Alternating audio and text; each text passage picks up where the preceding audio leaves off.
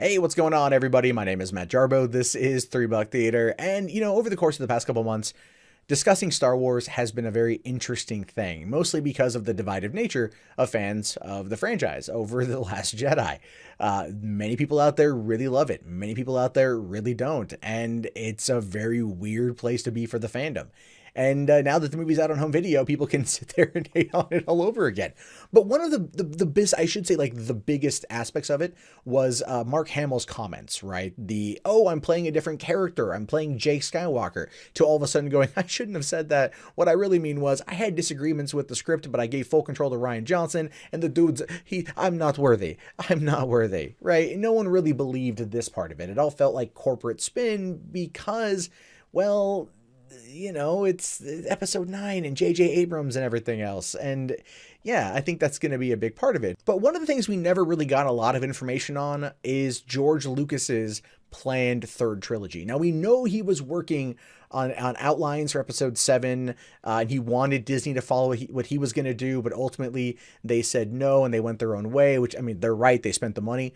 But it's been an interesting thing simply because we've always wanted to know more, and really, who better than Mark Hamill? It says here, one of the people who has a good idea about the direction of Lucas's potential sequel trilogy is Mark Hamill. And since the actor has been very vocal about his differences of opinion with writer-director Rian Johnson about Star Wars The Last Jedi, Hamill's beginning to spill the beans on what could have been with Lucas's sequels. Speaking to IGN, the actor had this to say about Luke's ultimate fate in the supposed Lucas sequels, saying, I happen to know that George didn't kill Luke until the end of episode 9, after he trained Leia, which is another thread that was never played upon in The Last Jedi. Yeah, that was a thing, right? The whole flying nun, Carrie Poppins scene, sorry, the Screen Junkies kind of nailed it with that particular title there. It's just, that was it. That's a realistic thing. That whole sequence made no sense. And if you remove that scene from the movie in any way that you could and recut it to where it's like she's just in a coma afterward, I think fans would be generally okay with that. Never mind the Admiral Akbar getting completely shit on by Rian Johnson. But that whole thing in general was just bad because we know that she was Force sensitive. We've known this, right? That's to be expected. And then at the same time, we've never seen Luke train her at all. We never got any of that information. They never said it in The Force Awakens. They never said it in The Last Jedi, but we were then shown that it happened. And that's one of the biggest problems with Rian Johnson as a filmmaker is that he shows you, he doesn't tell you. And that can have serious narrative problems, as we've debated time and time again. However, but Hamill wasn't done comparing this new sequel trilogy to a hypothetical George Lucas trilogy. George had an overall arc if he didn't have all the details. He had sort of an overall feel for where the sequel trilogy was going, but this one's more like a relay race. You run and hand off the torch to the next guy, he picks it up and goes, says the actor. Now, he continued, Rian didn't write what happens in 9. He was going to hand it off to originally Colin Trevorrow and now J.J. Abrams, an ever-evolving, living, breathing thing. Whoever's on board gets to play with the life-size action figures that we all are. Now, that's interesting, but it also shows you the fundamental breakdown of how this particular narrative was supposed to go about, right? He says it all right there in that statement. George didn't have all the pieces in place, but he had an arc for what he wanted to accomplish. He had a beginning, a middle, and an end, at least the bare bones of that. And that is something that, despite all of his flaws as a director, he has been able to do on a story-wise. Go back and watch the prequels again. Get through episode 1. I know it's bad, but just do it. And you can look to see the fundamentals of the arc, not only the arc of the movie, but the arc of the trilogy. And he was serving as executive producer, writer, director of it all, which he probably shouldn't have done. Go back and watch the original trilogy. He wrote and directed the first movie, came up with the story for the second and third, but then served as a producer to oversee all the arc and did a lot of stuff himself. But brought in Irving Kershner for Empire, and then whoever the French guy was for Return of the Jedi.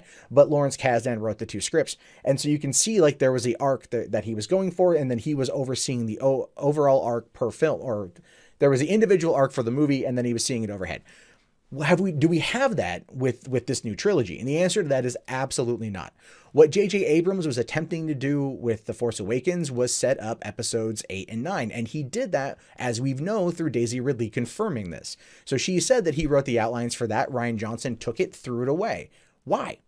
Why would you do that? Why would you take everything that is what producers do, which is come up with an arc for a trilogy to tell the story the way that they want. You know it's a trilogy. It's not like you start one movie. It's not like Die Hard, okay? It's not like Die Hard where you have the one movie, right? It's a singular contained story. You go, that was popular, that was profitable, let's do another one. So you do another one, which is essentially just a retelling of the first movie in a different scenario. That was popular. You go, hey, let's do a third one, but let's tie it back into the first movie.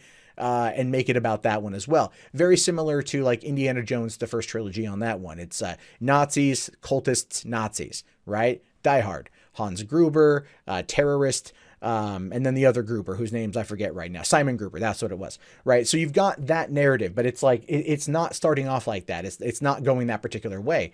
This is something where you know it's going to have episodes 7, 8, and 9. So having that arc, having that producer, that the arc from a producer that's controlling it all, should have been there. And this is again, where I always go back to Kathleen Kennedy, because this is where it's her fault.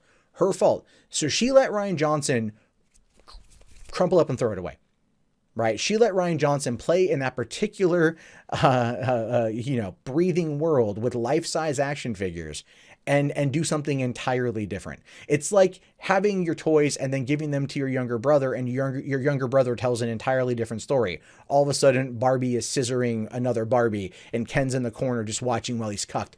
I'm saying this is a situation where just that one statement in that IGN interview tells us everything we need to know about what's going on in Star Wars.